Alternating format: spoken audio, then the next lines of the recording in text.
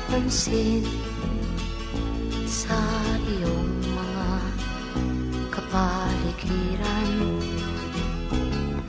Kay dumi na ng hangin, pati na ang mga ilog natin. Hindi na masamang pag-unlad at malayo-layo na rin ang ating narating. Ngunit masdan mo ang tubig sa dagat, dati kulay asul, ngayon'y naging itim. Ang mga duming ating ikinalat sa hangin, sa langit, huwag na nating paabutin. Upang kung tayo'y pumanaw man sariwang hangin, sa langit natin matitikman. Mayroon lang akong hinihiling, sa aking pagpanaw sana ay tag-ulan. Gitara ko ay aking dadalhin, upang sa ulap na lang tayo magkantahan.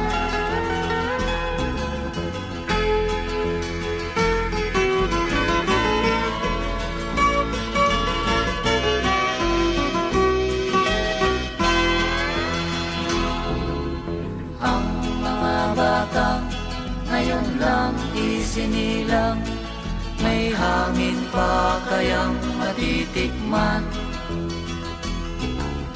May mga puno pa kaya silang aakyatin? May mga ilog pa kayang lalanguyan? Bakit di natin pag-isipan ang nangyayari sa ating kapaligiran? Hindi nga masamang pag-unlad kung hindi nakakasira ng kalikasan. Darating ang panahon, mga ibong dala ay wala nang madadapuan. Masdan mo ang mga punong dati ay kay tatag, ngayon'y namamatay dahil sa ating kalokohan.